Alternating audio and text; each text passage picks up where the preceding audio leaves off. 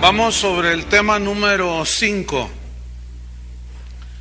Les voy a hablar de la multiplicación de la maldad.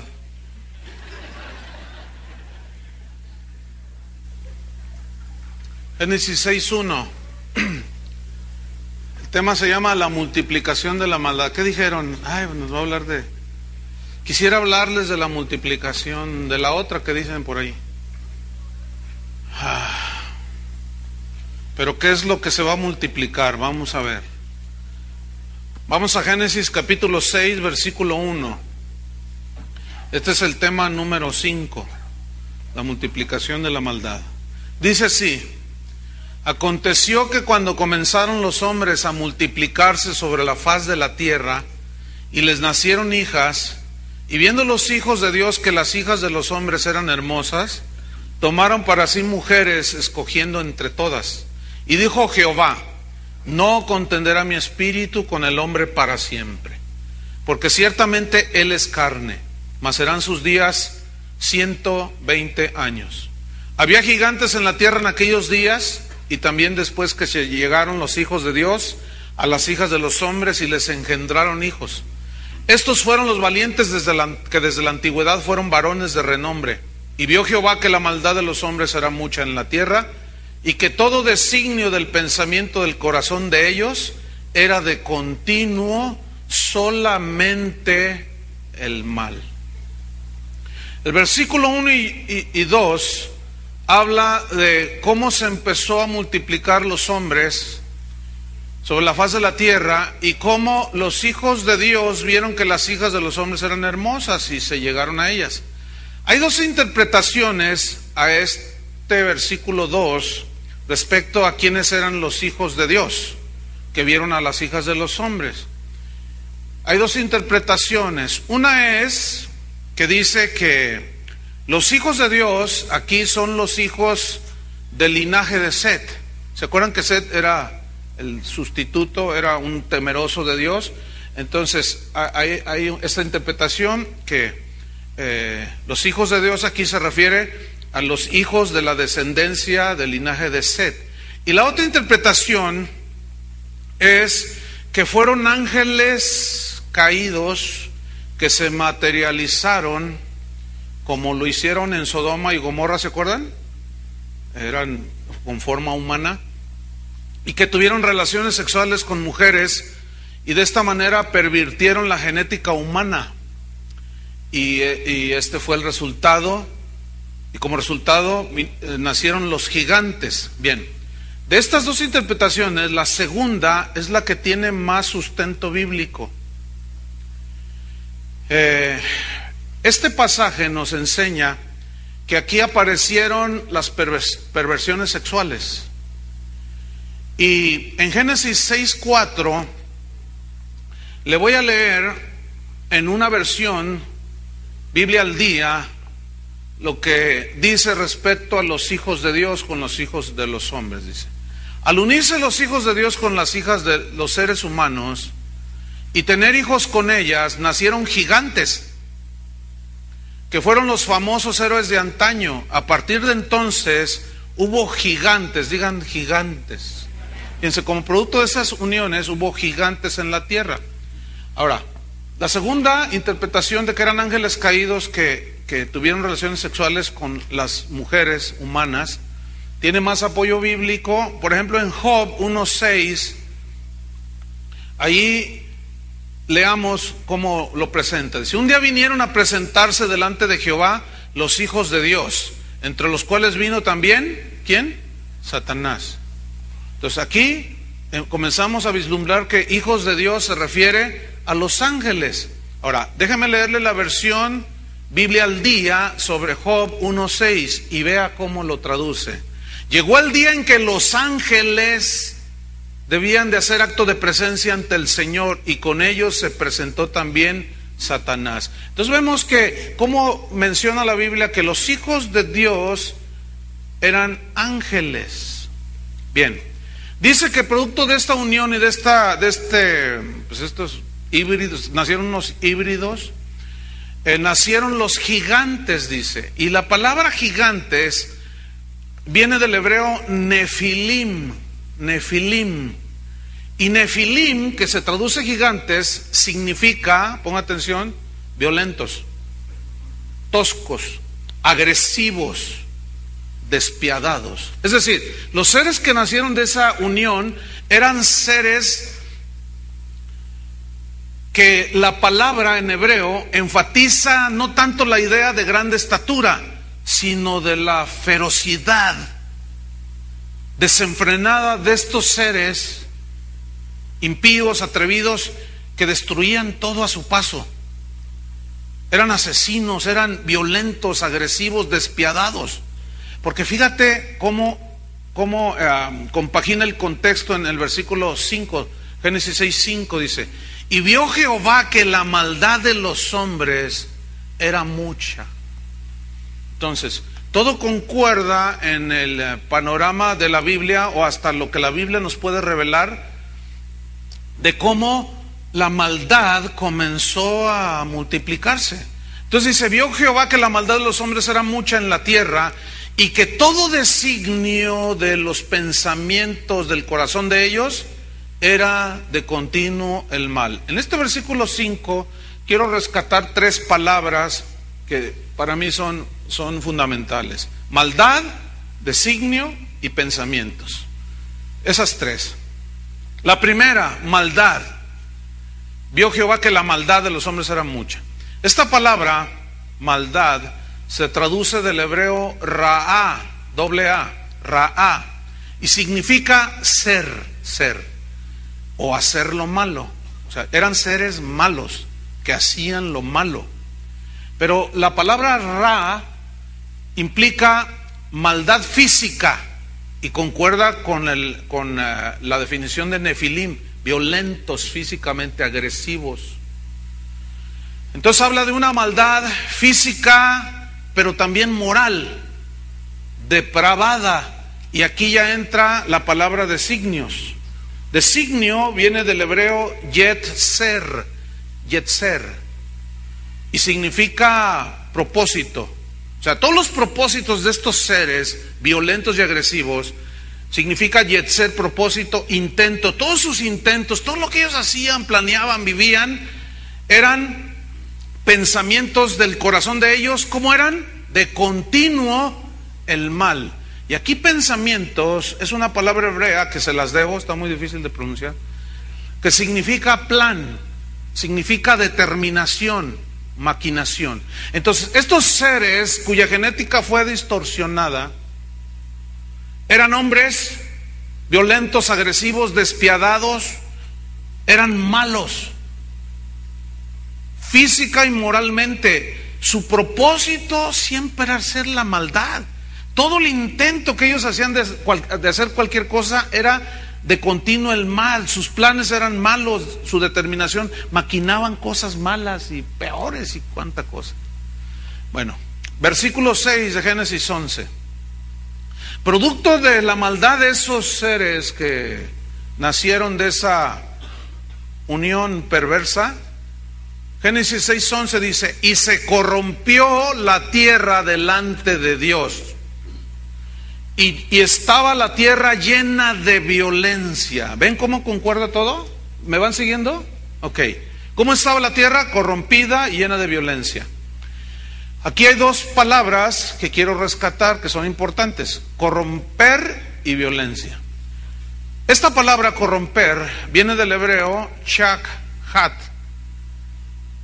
cuya raíz significa arruinar, dañar. Entonces, se corrompió delante de la tierra delante de Dios. Significa que estos seres lo que hacían era arruinar todo, dañaban todo, física y moralmente.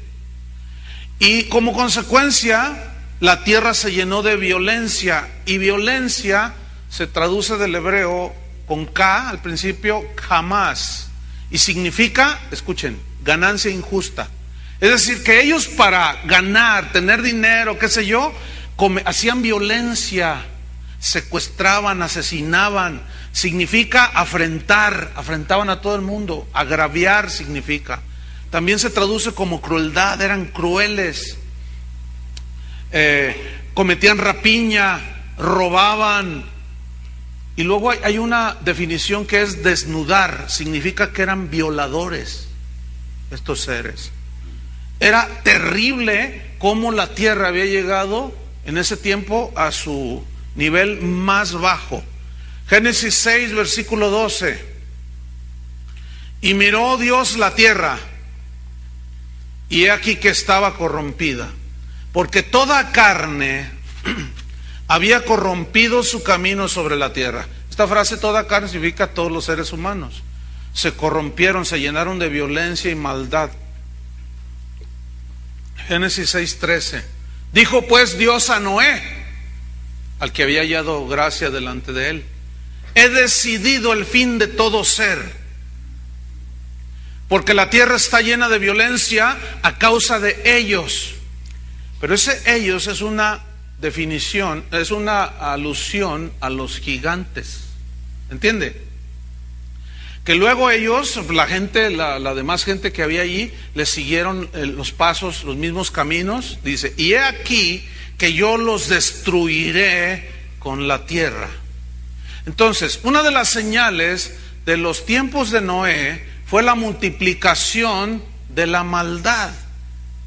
¿Me está siguiendo? Ahora, vamos a ver qué dijo Jesús en Mateo 24:12. Mateo 24:12. Dice así: y por haberse multiplicado, significa aumentado, significa abundado, y por haberse multiplicado, ¿qué? La maldad, el amor de muchos se enfriará. Aquí hay tres palabras que quiero rescatar: maldad, amor y enfriar.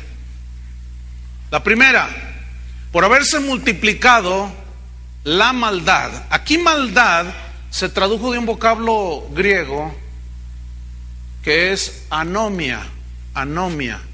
Y anomia significa sin ley, significa anarquía, significa ilegalidad. Es decir, que en los tiempos previos al regreso de Jesús serían como los días de Noé. Pero aquí el escritor del Evangelio, Mateo en este caso, utiliza anomia, que significa sin ley, anarquía y ilegalidad. ¿Qué significa eso? Que la gente que habitará, que vivirá en los últimos tiempos será gente sin ley, anárquica, que cometerán todo tipo de ilegalidades. Habrá un rechazo total a las leyes, no solo civiles, sino morales, espirituales. Entonces, los últimos tiempos, según la Biblia, serán de anarquía. ¿Por qué? Por la gente sin ley que hará lo que le da su gana, como en los días de Noé. Y este tipo de hombres sin ley, que no solo no tienen la ley de Dios, o estarán en las iglesias y dirán, sí, Dios, pero oyen la palabra y dicen, bueno, sí, así dice, pero se me hace muy exagerado. Y en realidad es gente que nunca se sometió a la palabra de Dios, son ley para sí mismos. Son esos que dicen, a mí nadie me dice lo que yo debo de hacer. Gente anárquica, sin ley. ¿Y cuántos conocen gente así? Entonces, este tipo de personas sin ley, a eso se refiere maldad. Porque al no tener ley que nos gobierne, pues es una anarquía. Van conduciendo en las calles, se pasan los altos en rojo, los semáforos en rojo, se meten en sentido contrario, violan las leyes. O sea, dicen, a mí me vale, dice, yo soy no sé quién, y mi amigo es el gobernador, y luego aquí el gobernador hasta mienta a la mamá. Es impresionante lo que estamos viendo, vergonzoso. Pero lo único que me habla la Biblia es la verdad. Gente sin ley. Ley de Dios sobre ellos, no, hombre, ¿cuál ley? Son gente sin ley. Mira, segunda de Timoteo capítulo 3 versículo 1. Segunda Timoteo 3:1. Yo se los voy a leer en la versión Biblia en lenguaje sencillo, para ahorrarme un poco de tiempo porque tengo muchas cosas que decirles. Yo se las voy a leer de entrada, así, directo, en esta versión. Habla de las personas que vivirán en los últimos días. Ponga atención, nada más anótela. Usted conoce estas escrituras, o vaya siguiéndome ahí, pero vaya escuchando con atención cómo dice esta versión, que está muy bien explicada. Dice así: también debes saber que en los últimos días, antes que llegue el fin del mundo, la gente enfrentará muchas dificultades. Habrá gente egoísta, interesada solamente en ganar más y más dinero. También habrá gente orgullosa que se creerá más importante que los demás. No respetarán a Dios, ni obedecerán a sus padres, sino que serán malagradecidos e insultarán a todos. Serán crueles y se llenarán de odio, dirán mentiras, serán violentos e incapaces de dominar sus pasiones y deseos. Odiarán lo que es bueno. No se podrá confiar en ellos, porque esos orgullosos actuarán sin pensar, arrebatados. En vez de obedecer a Dios, harán lo que les venga en gana. Dirán que aman y respetan a Dios, pero con su conducta demostrarán lo contrario. No te hagas amigo de esa clase de gente. Entonces, por haberse multiplicado la maldad, la segunda palabra es el amor de muchos. El amor.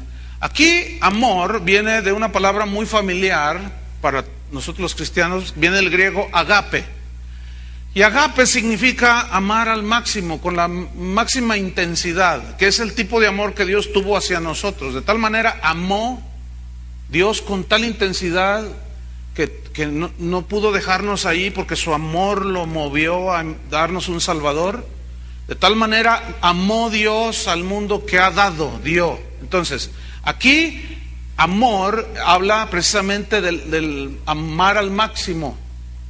En este caso a Dios, amarlo con todo nuestro ser, pero también a nuestro prójimo como a nosotros mismos. Ahora fíjate, ¿cómo dice aquí que será la gente llena de maldad? Sin ley. Dirán que aman a Dios, pero sus hechos demuestran otra cosa. Entonces, aquí amor también se traduce por celo. Es decir, así como Dios tiene celo por su pueblo y quiere que nada más sea de Él. Ustedes saben que dice la Biblia que Dios es celoso. No admite que tengas otro Dios. No son los celos como los humanos, porque Él es santo. Nuestros celos son pecaminosos, pero tiene que haber una palabra que describa el amor que Él nos tiene. Entonces, cuando alguno que dice que es cristiano, coquetea con otro Dios o con algún becerro de oro, está provocando a celos a Dios, como si una mujer casada le coquetea a otro hombre, está provocando a celos al marido, ¿no es cierto? Entonces, aquí también amor significa celo. Entonces, por haberse multiplicado la gente sin ley, el amor máximo que le debemos a Dios y al ser humano, y el celo por Dios y las cosas de Dios y su palabra, ¿qué? Se enfriará. Y la palabra enfriará viene del griego suko, y este vocablo significa enfriar soplando, como cuando tú soplas a un plato de sopa que está muy caliente y comienzas a soplar, ¿no? Y luego otra. O sea, es un proceso en que tú estás soplando. Y esto habla entonces de que por multiplicarse la maldad de la gente sin ley, gente perversa y mala, el amor a Dios y el amor al prójimo se enfriará. ¿Por qué? Porque hay un soplo de maldad sobre todos los seres humanos que viene del mismo infierno. Un soplo de perversión de todo tipo que viene soplando cada vez con más intensidad sobre el mundo. Pero ese mismo soplo de maldad entrará a la iglesia, según Pablo lo asegura en 2 de Timoteo. Porque esos hombres que él está narrando, habla de gente que tendrán apariencia de piedad, pero negarán su eficacia. La gente en el mundo no tiene apariencia de piedad, Esos son desvergonzados. Entonces, ¿de quién está hablando? De gente dentro de la iglesia que tienen apariencia de piedad, pero dicen, que convierten en libertinaje la gracia de nuestro Dios. Entonces, aquí Jesús está asegurando que por haberse multiplicado la maldad, se perderá el celo por Dios, el celo por su palabra. Es de las distinciones más escabrosas que hay ahorita, más tenebrosas, que no hay celo por Dios, hermanos. No hay celo por la palabra de Dios. ¿Por qué será? Porque los hombres sin ley, la gente sin ley, mira, muchos, no todos, pero de esos que se autonombran apóstoles y profetas, son gente sin ley. Todos quieren que se les sometan a ellos. Tú pregúntales, ¿y tú a quién te sometes? A Dios, te dicen. Edad, como decimos los jalisquillos. Será como en los días de Noé. Hermanos, otra vez les quiero recordar, el fin está más cerca de lo que pensamos. Viene una pregunta que siempre ha inquietado a los seres humanos, y sobre todo los que no creen, y alguno que otro despistado cristiano. ¿Por qué Dios no destruye la maldad? Dicen. Bueno, respuesta: Dios siempre ha sido paciente con la maldad del hombre, siempre. La Biblia asegura, según el apóstol Pedro, que no quiere que ninguno perezca, sino que todos ¿qué? Procedan al arrepentimiento. ¿Por qué Dios no destruye la maldad? Porque Él sabe que al destruir la maldad tiene que destruirla junto con el ser humano. Por eso se espera. El ejemplo más claro, el mismo diluvio, hermanos.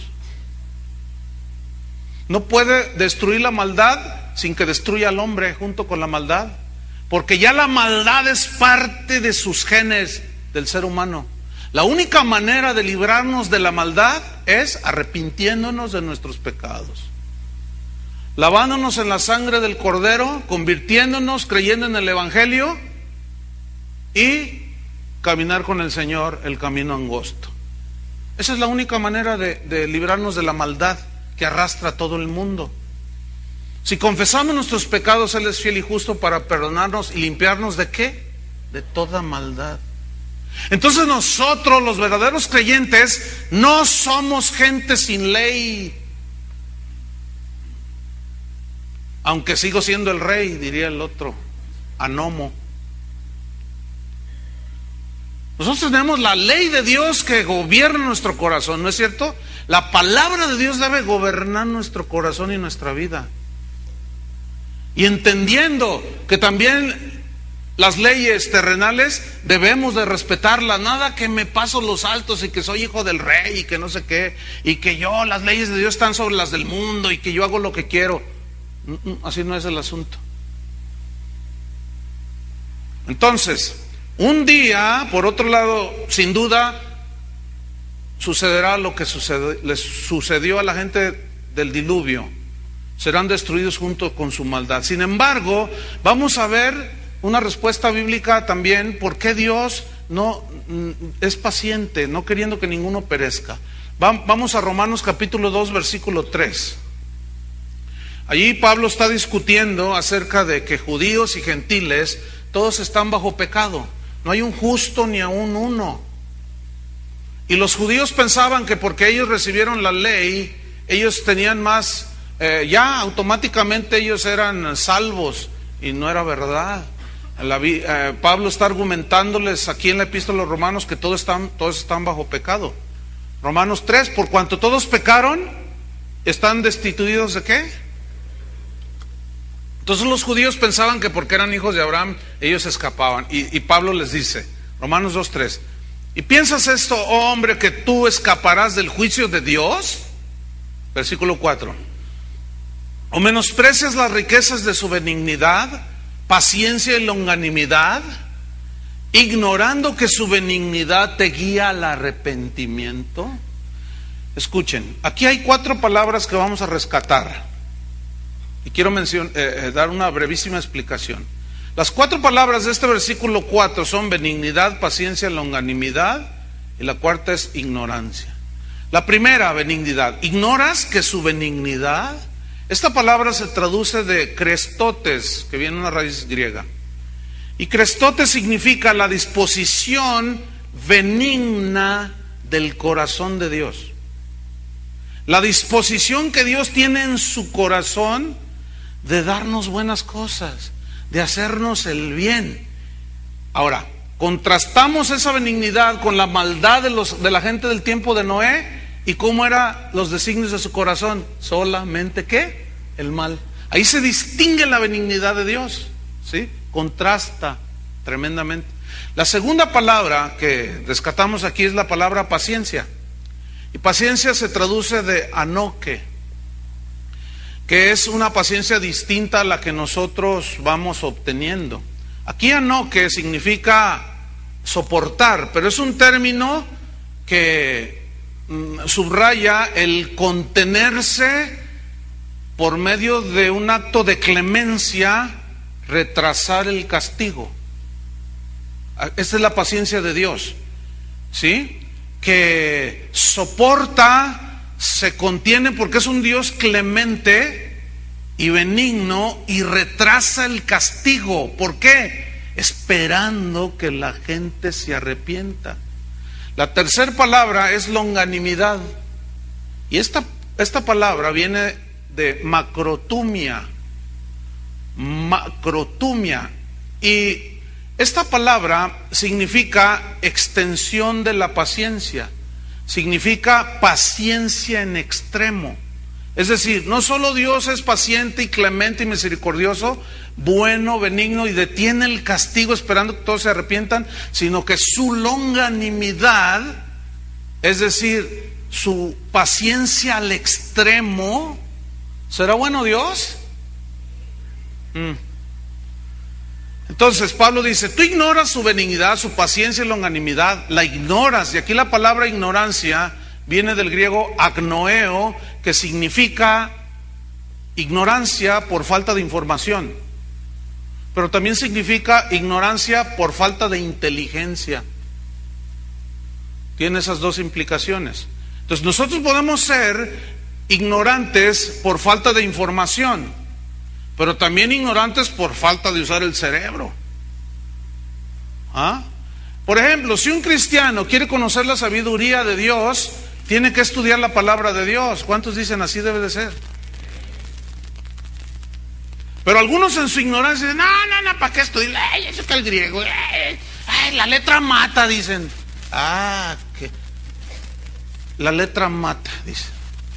¿Sabes a qué se refiere ahí con la letra mata? La ley.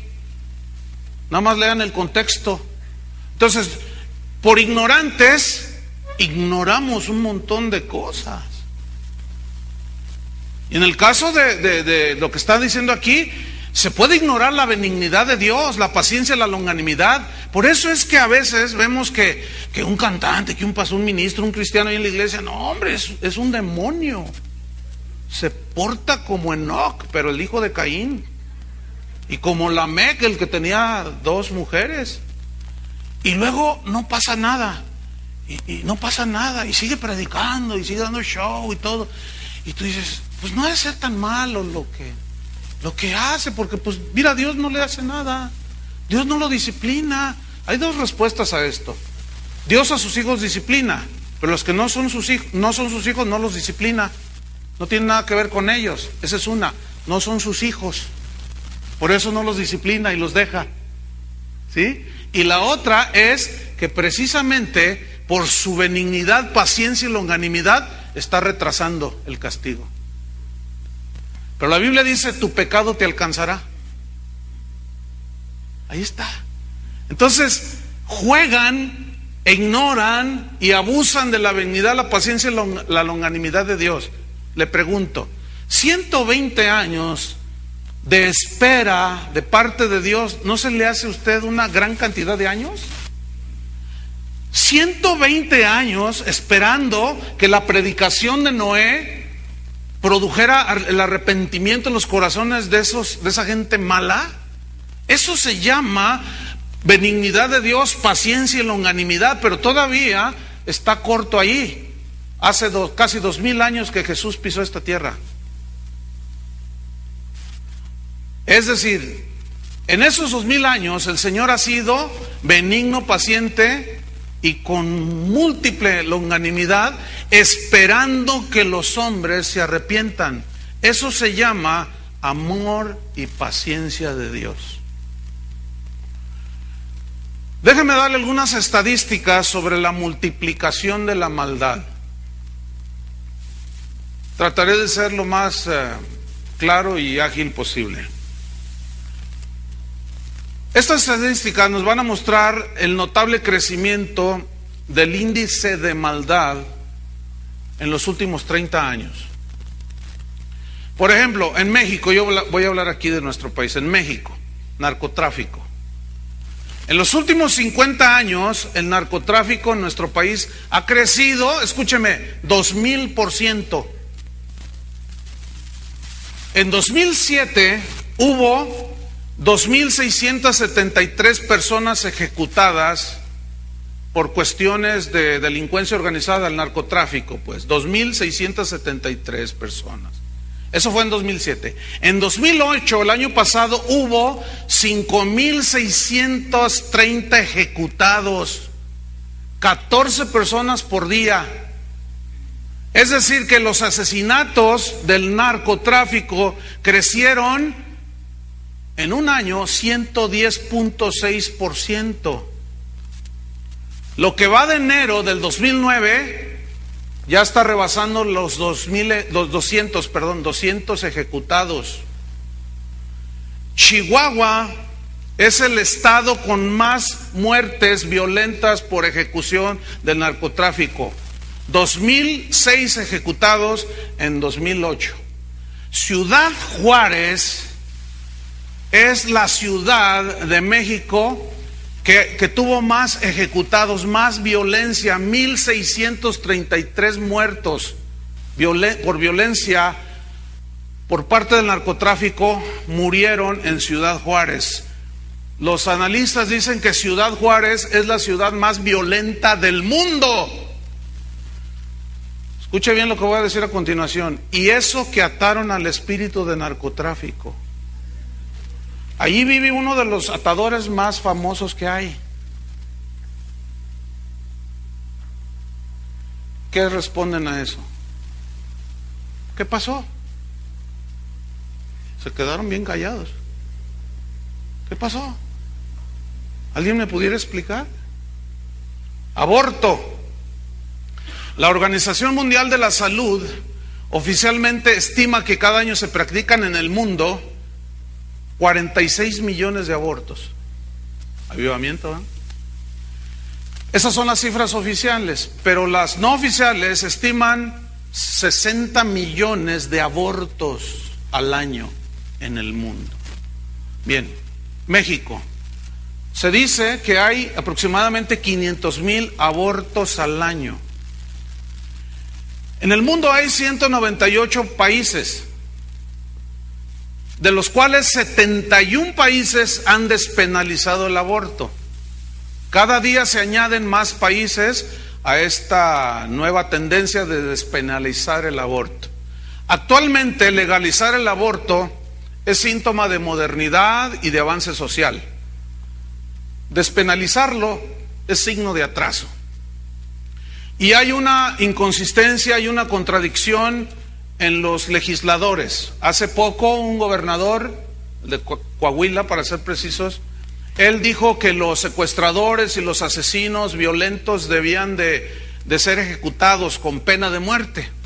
Entonces, en las distintas cámaras, en la federal y en las de cada estado, los senadores, los diputados, los legisladores pusieron el grito en el cielo, salvo algunos que otros de X partidos. Y dijeron, ¿cómo es posible? No podemos retroceder, dicen ellos, a la barbarie, a ejecutar a los asesinos o a los secuestradores. Bueno, esos mismos que se oponen a una ley de pena de muerte fueron los mismos que aprobaron el aborto.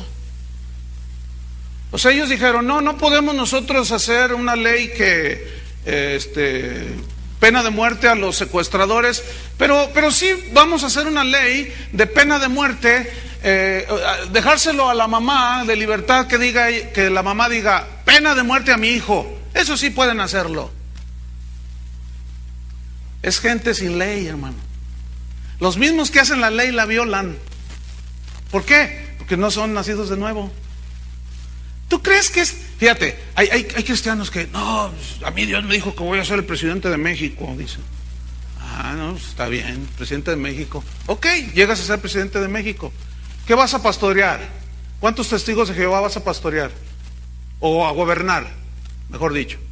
¿Cuántos mormones vas a gobernar? O sea, ¿creen que por el hecho de que un presidente supuestamente sea cristiano, ya va a ser la gran cosa? Escuchen, hermanos, nada más hay que usar un poquito la inteligencia y decir, a ver, ¿cómo le va a hacer? Porque un gobernador tiene que gobernar parejo para el homosexual y el heterosexual, ¿sí o no? Pero si es evangélico, ¿qué va a hacer con la iglesia católica? O con los testigos de Jehová, los mormones. ¿Qué va a hacer? ¿Ustedes creen que se puede gobernar, mejor dicho? ¿Se puede gobernar por más cristiano que sea un gobernador? Muchos cristianos en ese idealismo platónico asumen que así es como se va a establecer el reino de Dios aquí en la tierra. Eso se llama ignorancia por falta de información o de no utilizar la inteligencia. Puro sentido común, hermanos. Divorcio, ya dimos algunas cifras, nada más mencionaré unas cuantas cosas. Mejor seguimos, ya en la otra enseñanza ya hablamos un poco del divorcio, cómo se ha multiplicado, cómo se ha, en fin. Adulterio. De acuerdo con los datos estadísticos de encuestas en los Estados Unidos, arrojan que entre el 50 y el 70% de los hombres y del 30 al 50% de las mujeres han sido infieles en algún momento de su vida matrimonial en los Estados Unidos. Las informaciones indican que los índices de infidelidad van aumentando entre las mujeres. Es decir, ya no es una característica propia del varón. Ya no solo es Lamec, sino también es Ada, la oscura. ¿Se acuerdan? Era la oscura. Bueno, seguimos. Era la otra, ok. Entonces, fíjate, esto, por ejemplo, mira, en 1980, una revista en los Estados Unidos, dedicada para la mujer, encontró que el 50% de las mujeres que ellos encuestaron había tenido por lo menos una infidelidad en su vida. Esto fue en 1980, el 50%. En 1987, otro estudio descubrió que el 70% de las mujeres casadas en sus primeros 5 años ya habían sido infieles. Entonces, las estimaciones dan cuenta que el 80% de los matrimonios sufren en los Estados Unidos alguna vez una experiencia de infidelidad. El 80%, hermano. De acuerdo con el Centro Nacional de Estadísticas Sanitarias en los Estados Unidos, todos los meses se divorcian aproximadamente 100,000 parejas, lo cual significa 50% de los casamientos. Es decir, solo sobrevive 1 de cada 2 matrimonios. Del número de parejas fracasadas se calcula que el 65% llega a la separación por causa de adulterio. Las investigaciones acerca del tema agregan, o mejor dicho, agregan otros datos interesantes. Por ejemplo, se disparan en las aventuras de infieles, se disparan en los tiempos de Navidad y Año Nuevo, cuando nació Jesús, aleluya. Y según estas encuestas, están asociadas con las diversiones, el incremento del consumo de drogas y bebidas embriagantes. Y pues darle la bienvenida a la Navidad y feliz Navidad y el Año Nuevo. Y se disparan los adulterios. Qué contradicción, ¿no? ¿Y qué me dicen del adulterio cibernético? Yo conozco casos de cristianos, ya no del mundo, que empezaron a chatear. Déjenme decirles algo a los pastores. Desaparezcan el Messenger. Yo sé lo que les digo, hermanos. No lo usen. Pueden usarlo con algún hermano, con algún hombre, pero escúchenme bien. Yo lo tengo clausurado, yo no lo uso. Y me llegan un montón, y que me escuchen los que están oyendo alrededor del mundo. No me manden, mira mis fotos, no quiero ver tus fotos. ¿Me oíste? Quiero ser tu amiga, no quiero ser tu amiga, ni te conozco, y menos ver tus fotos. Nunca abro esos correos, nunca los abro. No, y el otro día me regañaron, usted está obligado porque es persona pública, no se niegue que... Lo borré y dije, anomo.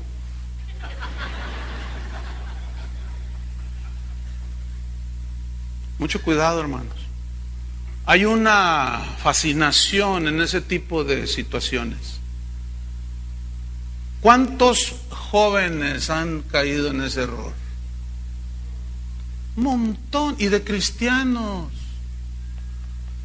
Yo ya conozco, he tratado divorcios, porque él o ella empezaron a chatear y encontraron al que todos los oye, y al amable, al que, ay, sí, pobrecita, y se empezaron a enamorar según ellos, se citaron en algún lugar, en algún país X o ciudad, y ay, tú eres el hombre y la mujer que Dios tenía para mí. Se divorciaron y los unió el internet. Los casó el internet. Así está la cosa, hermanos. Pornografía en todas las modalidades: sadismo bestial, niños, bebés, etcétera, etcétera. Acuérdense que estamos hablando por multiplicarse la maldad. Se dice que en California hay un lugar que se llama el Valle de San Fernando, y le llaman la capital mundial de la pornografía, porque ahí se produce más del 80%. El 12% de los sitios en internet son sobre pornografía. Esto significa 6 millones de páginas están en el internet que ofrecen pornografía de todo tipo. El 25% de las búsquedas en internet que la gente hace son acerca de pornografía.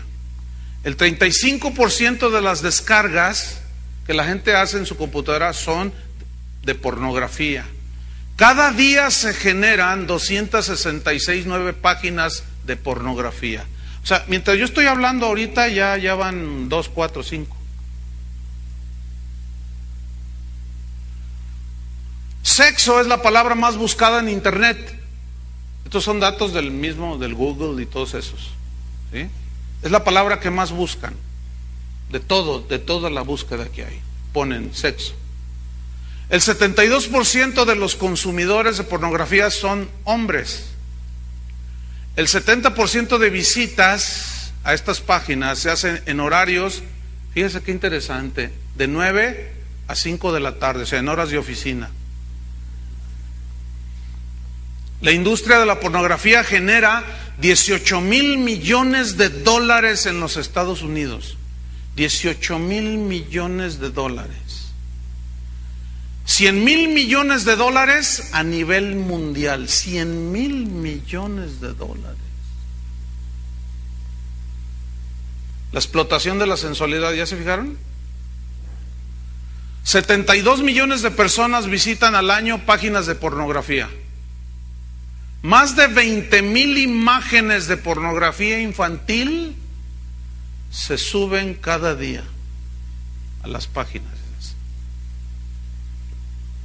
Esto significa que 20% de toda la pornografía en internet implica a niños y hasta bebés. Hermanos, aquí y conocí un caso aquí muy cercano de un pastor que violaba a 3 niñas de su congregación. Lo denunciaron hasta cuando eran jovencitas y ya cansadas. Así está. La pornografía infantil genera anualmente más de 3.500 millones de dólares en los Estados Unidos. 20.000 millones de dólares genera la pornografía infantil. Actualmente está registrado que la pornografía es motivo de divorcio porque las esposas encuentran al esposo viendo pornografía. Pero ahí va lo más grave: la pornografía dentro de la iglesia, metida entre los cristianos. Una encuesta que hizo una página, si la quiere anotar, se llama ChristianNet, christiannet.com. Y ahí hay mucha información, es una página cristiana. Ellos hicieron una encuesta y encontraron que muchos cristianos tienen problemas con la pornografía.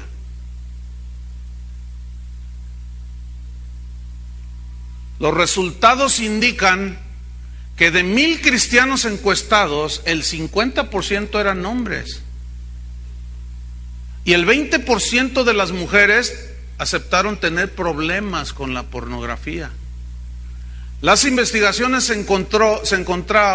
demostraron que el 60% de las mujeres que contestaron el estudio o las preguntas confesaron ser culpables de tener y caer constantemente en este tipo de adicciones.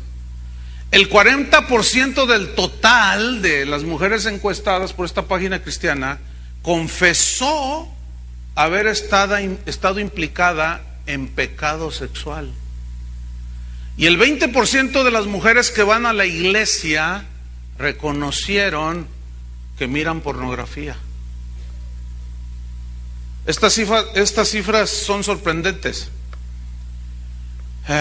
puesto que uno tradicionalmente se pensaba que el hombre era el que era el más mirón, pues. Siempre se ha dicho con cierta razón, pero ahora ya no es lo mismo, que el hombre siempre se estimula por lo que ve. Pues ya no. Ya las mujeres, como ya se liberaron, también quieren otro tipo de sensaciones. Entonces, fíjate, el asunto es que estas cifras son sorprendentes porque uno pues no puede esperar que este tipo de adicciones se den entre hombres y mujeres que van a las iglesias cristianas. Se profesan evangélicos, nacidos de nuevo, pero tienen prácticas terribles, porque se supone que por su fe, por lo que creen, pues ellos se apartan de todo eso, ¿no? Pero fíjate que la fuente de estas cuestiones, de este asunto, es la accesibilidad que el Internet ofrece para entrar en la pornografía.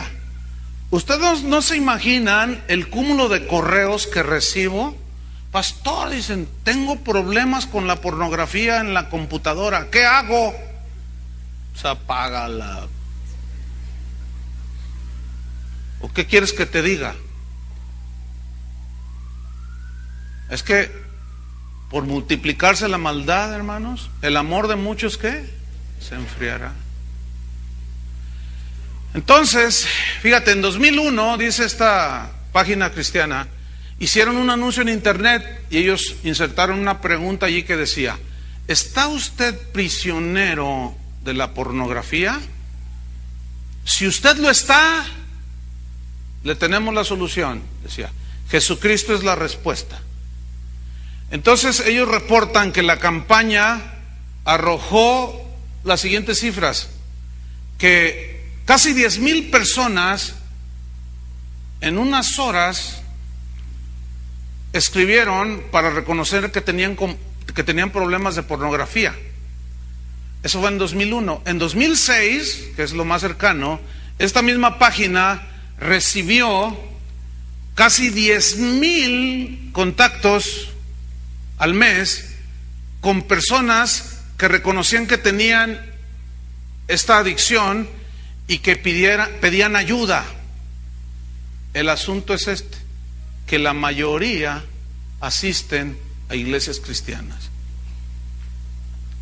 Pero todavía eso no es lo peor. Lo peor es que también le preguntaron a pastores que si ellos tenían este problema. Y aproximadamente el 30% de todos los pastores encuestados aceptaron tener problemas con la pornografía. 30%. Yo le compartí aquí a un pastor que viene de California. Me decía, no, pastor, ya subió. Sí, porque esto es en 2006.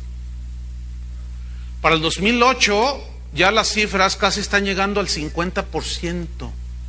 Mira, yo he estado en eventos de varones en muchos lugares y cuando se toca un tema, un día yo toqué un tema parecido, y cuando hago el llamado es impresionante, casi todos pasaron.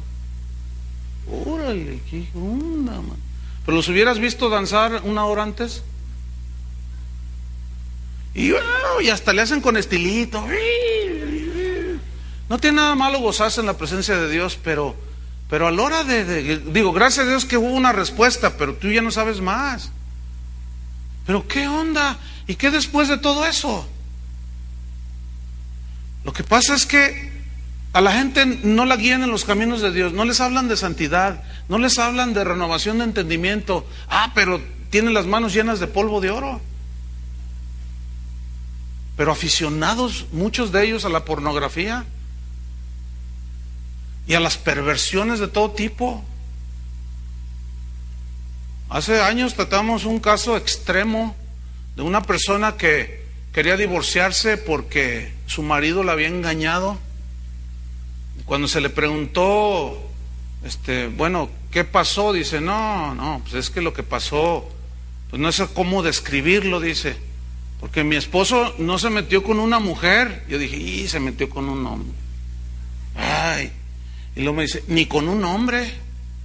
Caray. Yo dije, no me diga que con una angelita caída. Dice, no, se metió con la perrita que tenemos ahí en el patio. ¿Y vieran cómo levantaba las manos el tipo?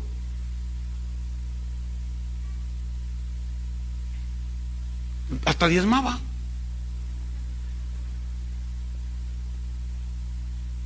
¿Qué onda con eso?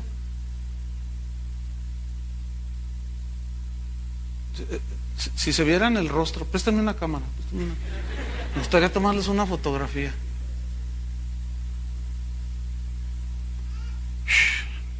Qué tremendo. Génesis capítulo 6, versículo 5.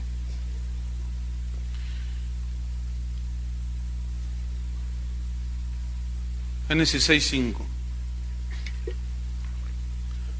Y vio Jehová que la maldad de los hombres era mucha en la tierra, y que todo designio de los pensamientos del corazón de ellos era de continuo solamente el mal. Y se arrepintió Jehová de haber hecho hombre en la tierra, y le dolió en su corazón. Esa perversión, esa maldad, tenía que ver mucho con la inmoralidad sexual, hermanos, con las perversiones. Porque esos gigantes fueron producto de una perversión, de una alteración genética. Ustedes deben de tener ya cierta información acerca de lo que es la clonación, ¿sí? Entonces, pongan mucha atención. Se dice, se cree, hasta ahorita no es oficial, de que ya hay seres humanos clonados. O sea, que su genética fue alterada, el óvulo, el espermatozoide fue alterada, fue trabajada. Lo quieres güerito, con ojos azules, todo fue fríamente calculado. Entonces se dice que ya hay gente clonada. No es oficial porque los gobiernos no lo van a aceptar, pero pongan mucha atención. Si existe esa alteración genética, sin duda, yo no tengo la menor duda de que esos híbridos va a ser gente de lo peor. Se les va a escapar de las manos, porque el hombre ahora la está haciendo de Dios y está manipulando toda la genética del ser humano. No sé cuántos recuerdan el primer animal que clonaron fue una oveja, se llamaba Dolly. Y esta oveja salió idéntica a su madre, igualita, estaban las fotos ahí. Bueno, ¿qué? Fue gemelita, no, era un clon. Estaba clonada de la lana, tomaron una célula y de ahí manipularon y salió la ovejita. Bueno, no recuerdo exactamente el monto de tiempo, pero en un par de años la Dolly se murió. ¿Y saben de qué se murió? De vejez. O sea, se murió de viejita. ¿Cómo de viejita a los 2 años? Si su promedio no es de 2 años de una oveja. Lo que pasa es que algo falló. Y en ese caso fue que se manifestó por la vejez prematura. Pero imagínate, ¿se acuerdan que la Biblia, bueno, yo sé que hay mucho de simbólico allí, pero en fin, voy a mencionarlo. No estoy asegurando que así es, pero es posible, ¿no? Estoy especulando ciertamente. Pero lo que vio Juan, que hombres con cara de águila y que cara de y que no sé qué, y que ¿no serían clonados? Porque vivió gente muy fea. ¿Sí o no? Toda la mitología griega te pone al centauro, te pone a monstruos, la mitad hombre, mitad caballo, cara de señora embarazada, otros con cara de aficionada a las chivas. En fin, una serie de desparpajos genéticos que tú dices, bueno, a ver, ¿cómo está? ¿Qué sucedió en el Génesis? Una alteración genética. Surgieron seres perversos. ¿Sabes qué dicen los genetistas? Que los hijos de los alcohólicos son más propensos a caer en el alcoholismo. Porque la maldad se ha arraigado tanto que ya hay genes con los cuales nace la gente con propensión a este tipo de situaciones. Entonces imagínate, ¿cuál es la solución para esa gente? Una terapia cristiana. ¿Saben que muchos asientos en las iglesias hoy parecen el diván de los psicólogos en el consultorio? En lugar de asientos así normales, tienen divanes que se acuestan allí para que el pastor los terapee. Saca el campeón que hay en ti. Tú no eres malo, tú eres bueno. El potencial que hay en tu vida, el potencial de hacer la maldad, eso es lo único potencial que tenemos. Claro, como hijos de Dios ahí cambia el asunto. El problema es que como no nacen de nuevo, tarde o temprano se manifiestan lo que son, y por eso hay tanto híbrido en las iglesias. ¿Saben que no existen las lobovejas? No existen las lobovejas. Eso sería un clon y un desparpajo genético. Mitad oveja y mitad lobo. Y Jesús no dijo eso, dijo, hay lobos y hay ovejas. Es imposible que el árbol bueno dé frutos malos, es imposible. Eso significa, aquí los frutos buenos significa el nacido de Dios. Es imposible que el nacido de Dios dé frutos malos. Como es imposible que el fruto malo, el árbol malo, dé frutos buenos, es imposible. Porque el árbol bueno da frutos buenos. El cristiano nacido de Dios da fruto bueno. Unos al 30, otros al 60 y otros al tanto por ciento. Pero los nacidos de nuevo, tarde o temprano dan fruto. Los que no son nacidos de nuevo no pueden dar frutos buenos. Y se arrepintió Jehová de haber hecho al hombre y le dolió en su corazón. Le dijo, voy a borrarlos de la faz de la tierra. ¿Por qué Dios no destruye la maldad? Porque sabe Dios que si la destruye, arrasa con toda la humanidad. en este caso con los que no creyeron. Pero Él es paciente, benigno, y su longanimidad se extiende de una manera espectacular, maravillosa. Solo nuestro Dios es así. Pero cuando llega el día de la ira y del justo juicio de Dios, aquellos que menospreciaron la severidad de Dios, porque muchos nada más ven la bondad de Dios, pero no la severidad de Dios, y se desequilibran. Entonces, cuando llegue el justo juicio de Dios, cada uno recibirá lo que merece, según la justicia. Esa es definición de la justicia. Y por haberse multiplicado la maldad, el amor de muchos se enfriará. Concluyo con Judas versículo 3, Judas 3. Vamos a volverlos a leer y van a ver cómo compagina todo. Judas 3. Amados, dice, por la gran solicitud que tenía de escribiros acerca de nuestra común salvación, me ha sido necesario escribiros, exhortándoos que contendáis, que combatan ardientemente por la fe que ha sido una vez dada a los santos. La razón, porque algunos hombres han entrado encubiertamente, los que desde antes habían sido destinados para esta condenación, o sea que nunca se arrepintieron. Hombres impíos que convierten en libertinaje la gracia de nuestro Dios y niegan a Dios, el único y soberano, y a nuestro Señor Jesucristo. Fíjate, niegan a Dios el único soberano. ¿Por qué dice esto? Porque ellos son sus soberanos, es gente sin ley. Versículo 5. Mas quiero recordaros, ya que una vez lo habéis sabido, que el Señor, habiendo salvado al pueblo, sacándolos de Egipto, destruyó a los que no creyeron. Ponga atención al versículo 6.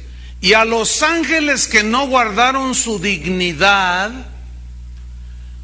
sino que abandonaron su propia morada, los ha guardado bajo oscuridad en prisiones eternas para el juicio del gran día. Como Sodoma y Gomorra y las ciudades vecinas, las cuales de la misma manera que aquellos, ¿quiénes son aquellos? Los ángeles, ¿sí o no? Habiendo fornicado e ido en pos de vicios contra naturaleza, ahí está, ¿ve? Fueron puestas, por ejemplo, sufriendo el castigo del fuego eterno. Apocalipsis 22, 10 y terminamos. Apocalipsis 22, 10. Ciertamente un día llegará ese día en que Dios dará el pago justo. Y me dijo, Apocalipsis 22, 10, y me dijo, no selles las palabras de la profecía de este libro, porque el tiempo está cerca. El que es injusto, sea injusto todavía, y el que es inmundo, sea inmundo todavía, y el que es justo, practique la justicia todavía, y el que es santo, santifíquese todavía. He aquí, yo vengo pronto. ¿Cuántos lo esperan? Y mi galardón conmigo, para recompensar a cada uno según sea su obra. Yo soy el alfa y la omega, el principio y el fin, el primero y el último. Bienaventurados los que lavan sus ropas, para tener derecho al árbol de la vida y para entrar por las puertas en la ciudad celestial, obviamente. Versículo 15. Mas los perros, o sea, significa los inmundos, la gente inmunda, los pervertidos, estarán fuera, porque el perro es considerado un animal inmundo. Los perros estarán fuera y los hechiceros. ¿Sabe que la iglesia está llena de hechicería? Tráigame una foto de su hijo que está en las drogas para yo orar por él. Y le ponen la mano a la foto y suéltalo, Satanás, y suéltalo. Eso es brujería. Y puedo poner 20,000 ejemplos. Hay uno que invoca la prosperidad y te cobra $100. Yo le hago una oración de prosperidad, pero tiene que ofrendar a mi ministerio $100. Entonces, pues dicen $100. ¿Y cuánto no, el Señor se lo multiplica 100 por 1? No, pues ahí están los $100. Invoco la prosperidad. Invoco la prosperidad. Ese es primo hermano de Walter Mercado. Mas los perros estarán fuera y los hechiceros, los fornicarios. Ay, pero nos amábamos. ¿Sabes cuántas parejas viven en unión libre? ¿Saben cuántas? Ya perdí la cuenta. Los homicidas, los idólatras. Ay, sí, esos que tienen a la Virgencita del Valle, esos se van a ir al infierno. Espérame. La idolatría no solo es tener una virgen ahí, es tener aún al pastor como lo máximo en tu vida. Y lo que es peor, tener al cantante como ese cambió mi vida. Ese no puedo vivir si no oigo sus últimos CD. Y nomás están esperando a ver cuándo saca el último CD, porque ay, cómo me bendice. Eso se llama idolatría, hermano. Hechiceros, fornicarios, homicidas, idólatras y todo aquel que ama y hace mentira. Hermanos, ¿qué quisiera yo haberles hablado de la multiplicación? Pero lo que la Biblia asegura es que lo que se va a multiplicar en los últimos días es la maldad. Palabras de nuestro Señor Jesucristo. Pónganse de pie.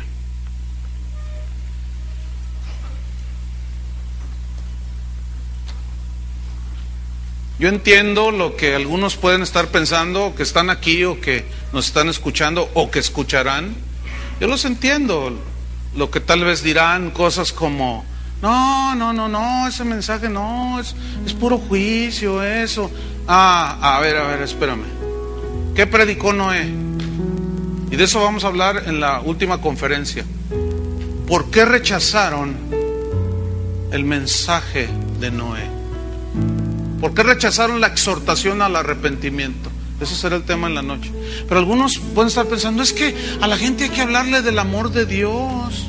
A la gente hay que hablarle no hay que asustarlos. No, eso del infierno. No, ¿para qué les hablas del infierno? El infierno está aquí en la tierra. ¿Sí? ¿Cómo no? No, ese tipo de mensajes no. Claro, no gustan. ¿Por qué crees que solo 8 se salvaron en el arca? Porque no les gustó el mensaje y lo rechazaron. Por eso. ¿Por qué se le fueron a Jesús? No quisieron su mensaje, lo rechazaron. ¿Por qué le cortaron la cabeza a Juan el Bautista? Porque no le gustó a Herodes que le dijera que no podía tener a la esposa de su hermano como su amante. No le gustó.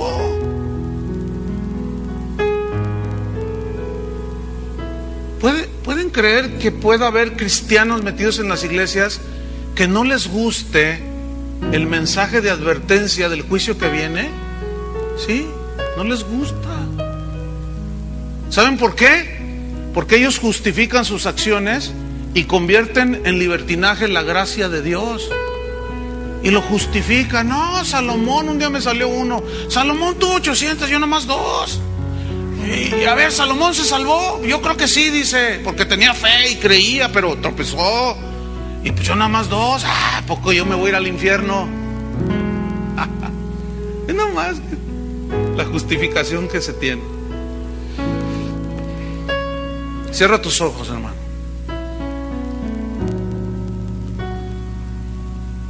Recordemos que el primer mensaje de Jesús fue: arrepentíos, porque el reino de los cielos se ha acercado. El que es esclavo, el que hace pecado es esclavo del pecado.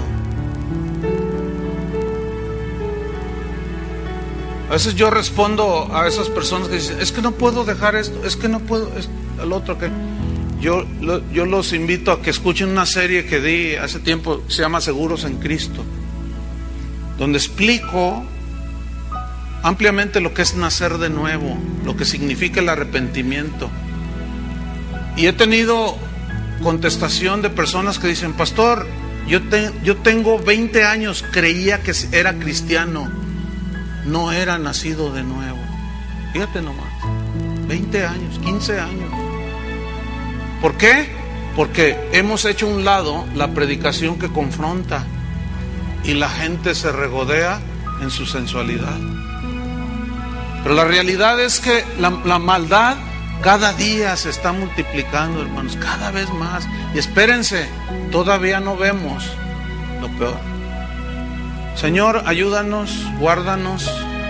Tu palabra dice que tú eres poderoso para guardarnos sin mancha y sin caída, como fue Noé, que halló gracia, como fue Enoc, que caminó contigo 300 años y lo llevaste un día, Señor. Queremos ir contigo, pero necesitamos que ese creer y esa fe se traduzca en obediencia, en justicia, en rectitud, en una vida verdaderamente nueva para los que estamos en Cristo. No una vida donde jamás vamos a fallar, seguramente lo haremos, pero la Biblia nos tiene una salida aún para cuando nos pasa algo. Si confesamos nuestros pecados, Él es fiel y justo para perdonarnos y limpiarnos de toda maldad. El rey David decía: lávame más y más de mi maldad, porque él reconocía que, como el nombre antiguo de su antepasado Enos, hijo de Set, tenía un significado muy importante. Soy un hombre frágil, soy una mujer débil. Por eso Pablo decía: fortaleceos en el Señor y en el poder de su fuerza. En el Señor y en el poder de su fuerza. Señor, queremos habitar bajo tu amparo, tu abrigo, porque tú eres el Todopoderoso. Tú dijiste, Jesús, que a los tuyos nadie los arrebataría de tu mano. Por ese lado, cuando somos verdaderamente nacidos de nuevo, nada nos arrebata esa gran bendición que nos has regalado, la vida eterna. Nadie puede arrebatarnos de tu mano, Señor. En esta tierra tendremos aflicciones, tentaciones, pruebas. Tal vez alguno tropiece, una vez, dos, pero 7 veces cae el justo y se vuelve a levantar. Pero el impío, ese vuelve a su vómito y ahí se queda. El no nacido de nuevo ahí se quedó, nunca lo fue. Señor, ¿qué más quisiéramos? Que las cosas fueran diferentes, pero tú lo aseguraste. Mas como en los días de Noé,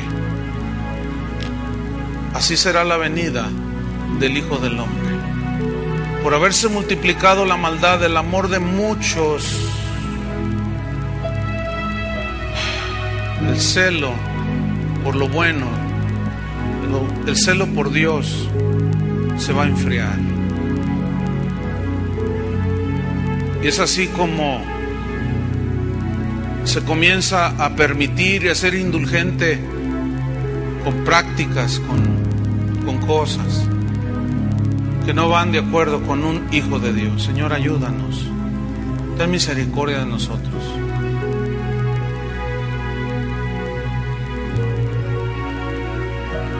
Ayúdanos, Señor. Solo tu gracia nos puede sostener. Tú eres poderoso, Señor, para guardarnos sin caída. Guárdanos, dile de todo tu corazón: Señor, guárdame. Guárdame, Señor. Que mi corazón y mis sentidos, con tendencia a lo sensorial solamente, a lo sensual, no me arrastren, Señor. Ayúdame a que prevalezca mi hombre nuevo, mi ser interior, que tenga dominio sobre las pasiones y los malos deseos. Las tentaciones siempre las vamos a tener, esas no las podemos evitar, pero sí podemos decir no a la maldad. Dejemos que la ley de Dios, la palabra de Dios, nos gobierne cada día, cada paso que damos.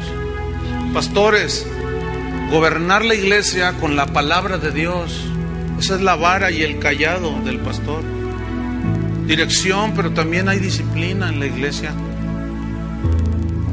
Prediquen la palabra a tiempo y fuera de tiempo, redargullan, reprendan con toda paciencia y doctrina, porque vendrán tiempos cuando la gente no soportará la sana doctrina, no la aguantarán, tendrán comezón de oír y se amontonarán alrededor de falsos maestros que les rascarán el oído, engañándolos de esa manera.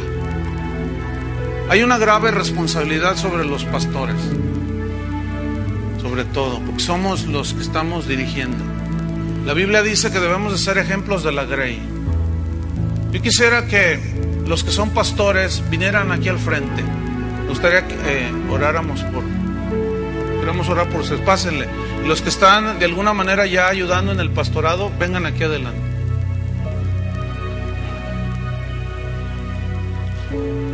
Gracias, Señor.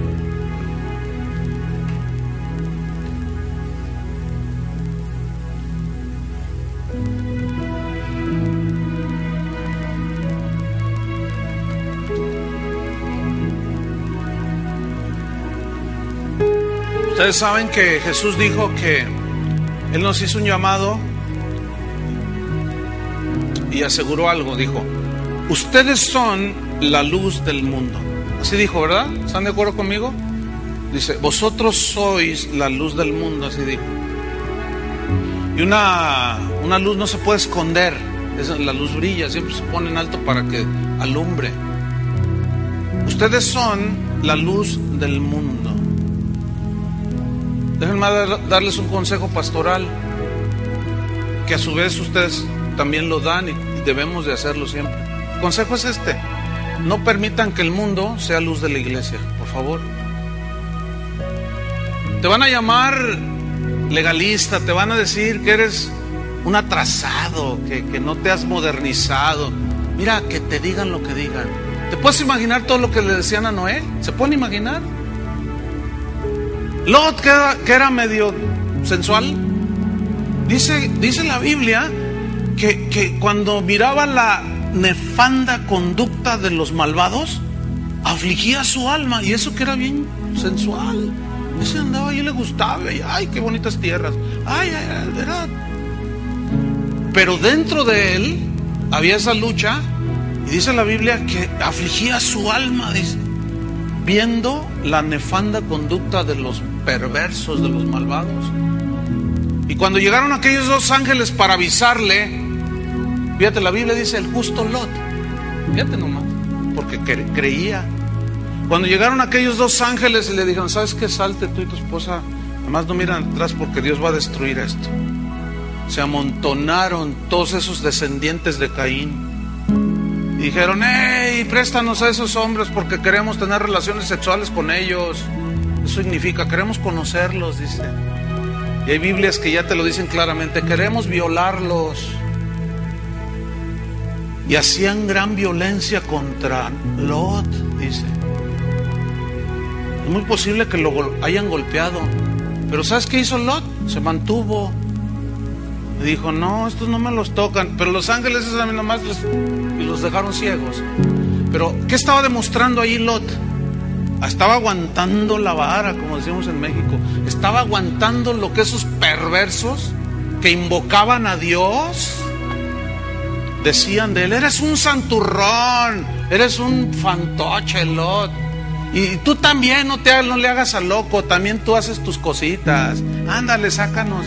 No, y se mantuvo y no permitió. Porque dentro de todo ese mundo en el que él se envolvió, él supo decir no. Hermanos, no dejen que el mundo se meta a la iglesia. La iglesia es la poseedora y la proclamadora de las verdades del Evangelio. Si dejan si metes al Cristo de la patineta y de la motocicleta y del carro de colección aquí a tu púlpito, ya, adiós. Ya marchaste con la más fea. No lo permitan. Te van a decir de todo. A mí me han dicho que soy espía del Vaticano. Hay cada cosa que dicen. Me han inventado cada cosa. Ay, pero vieran ¿Vieran cómo me quitan el sueño esos? No me importa nada.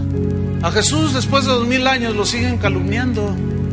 Le siguen diciendo que María Magdalena era su novia y que tuvo una hija y que vivió en Francia. Lo siguen calumniando a Jesús después de 2000 años. Y Jesús aguantó todo. Y Pablo aguantó todo. Y Timoteo aguantó todo. Tito aguantó todo. Pedro aguantó todo. A uno le cortaron la cabeza, a otro lo lanzaron y lo estrellaron en el suelo y todos sus intestinos se esparcieron. A otro le cortaron la cabeza. ¿Todo por qué? Por guardar la fe que les había sido dada. Levanta tus manos al Señor y oremos. Señor, te pedimos, Padre, por los que tú conoces que son tuyos, Señor. Tal vez pueda haber alguno que ni nacido es de nuevo. Señor, que tu Espíritu Santo convenza de justicia, de pecado, de juicio. Que sea Él y no nuestras palabras lo que convencen. Señor, guárdanos de la maldad de este mundo. Nos encomendamos a la palabra de tu gracia, que es la única que tiene el poder para sobreedificarnos, para establecernos, fortalecernos, afirmarnos. Y cada vez que subamos al púlpito, a la plataforma, tengamos una palabra, pero la palabra de Dios, para alimentar a tu pueblo. Y cuando aparezca el príncipe de los pastores, el príncipe de los pastores, Él nos dará la corona de la vida. En aquel día, porque yo sé que Dios nos va a guardar, Él conoce a los suyos y sabe guardarlos. Él no necesita que le ayuden. En aquel día vamos a ver que valió la pena, hermanos, que valió la pena. Y en la noche vamos a ver si Noé fue un predicador fracasado, porque solo 7 le hicieron caso. Hoy es sinónimo de fracaso ministerial tener pocas personas en la iglesia. Eso es una mentira que el diablo ha logrado sembrar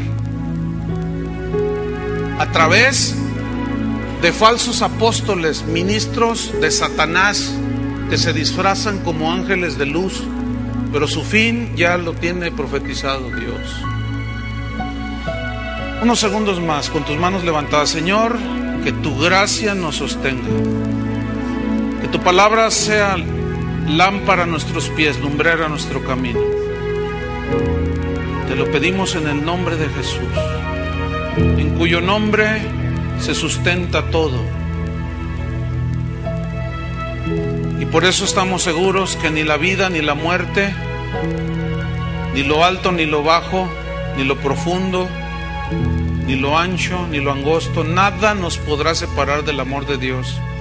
Ni tribulación ni angustia, ni persecución, ni escasez, ni hambre, ni desnudez. Nada nos podrá separar del amor de Dios, que es en Cristo Jesús, Señor nuestro. En el nombre de Jesús. Pon tu mano en el hombro de tu vecino, oremos unos por otros. Los demás extiendan su mano también y también toquen alguno ahí. La Biblia habla de imponer nuestras manos para bendecir. Entonces vamos a bendecirnos unos a otros. Padre, en el nombre de Jesús, bendecimos a nuestro hermano. Queremos decir que todo lo mejor de tus planes, o tus planes en sí, se lleven a cabo en mi hermano. Apártanos, Señor, de visión engañosa, de avaricia, de codicia ministerial, de ganancia deshonesta. Apártanos, Señor, de todo eso. Suple cada necesidad, Señor, para que no tengamos que andar haciendo eventos para sacar dinero. Danos, Señor, nuestro pan de cada día. El Señor sabe que tenemos necesidad antes que le pidamos. Y Él, hermanos, a veces nos prueba por medio de la escasez para ver dónde está nuestra confianza. No tengan temor cuando viene la escasez. Cuando hay abundancia, pues gócense y compartan. Denle al que no tienen, regálenle. Si ves un pastor cansado y ves que no tiene dinero, regálale 2 días allí en un lugar donde descanse con su esposa. ¿Qué sé yo? Ay, Padre, te damos muchas gracias por tu bendición, Señor. En el nombre de Jesús. Amén. Gracias, Señor. Dale un abrazo.